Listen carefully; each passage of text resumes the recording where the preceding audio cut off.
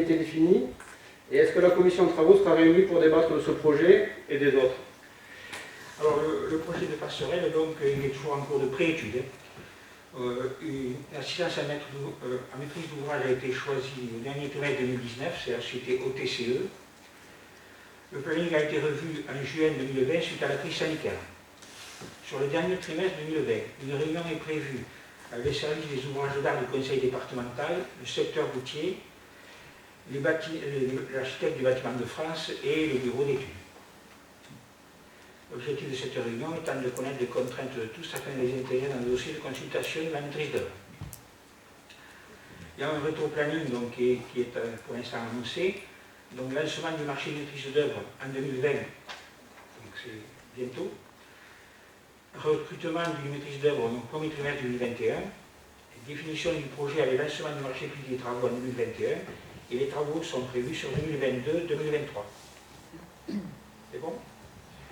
Un projet a-t-il été défini? À ce stade, la procédure, aucun projet n'a été présenté ou a fait l'objet d'une quelconque validation.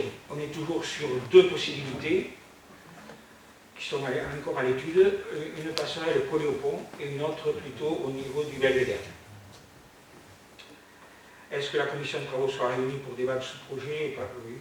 M. Castro m'a informé qu'il avait prévu de réunir d'ici la fin de l'année afin de présenter les projets en cours ainsi que les futurs projets. Donc, à la fin de l'année. Il y a encore une autre question. Oui, la dernière. Donc, Madame la Présidente de région a annoncé la construction de lycée Haute-Rive depuis le mois de janvier. Avez-vous des précisions à nous donner à ce sujet? Avez-vous défini le lieu? Le terrain est-il acheté? Et la région vous a-t-elle donné des éléments concrets? Concrètement, nous avons eu dernièrement une réunion avec les techniciens de la région qui sont en charge du projet. Je pense que nous avons répondu à toutes leurs interrogations concernant le terrain en bordure de la RD 820.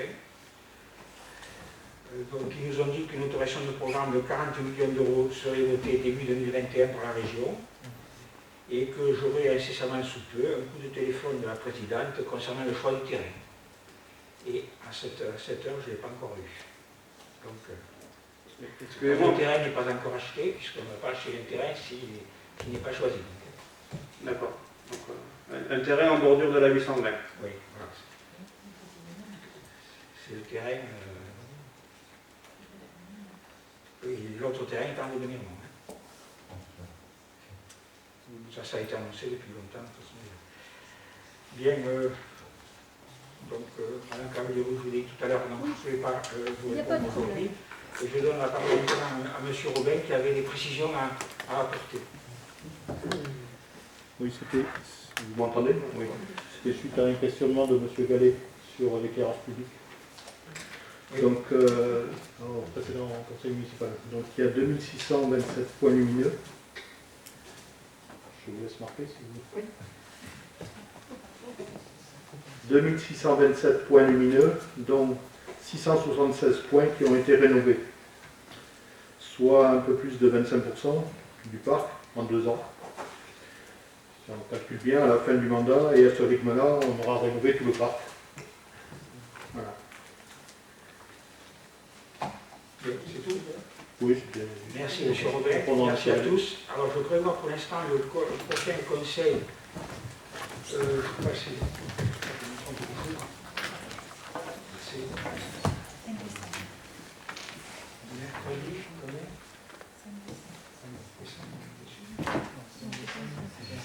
Mercredi 5 décembre. C'est pas ça, mercredi, c'est un samedi. Le mercredi. C'est le 2. Mercredi 2 décembre.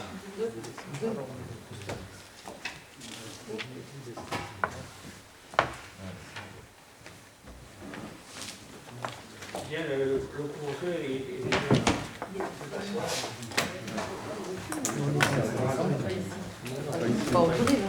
Allez, bonne soirée. Merci.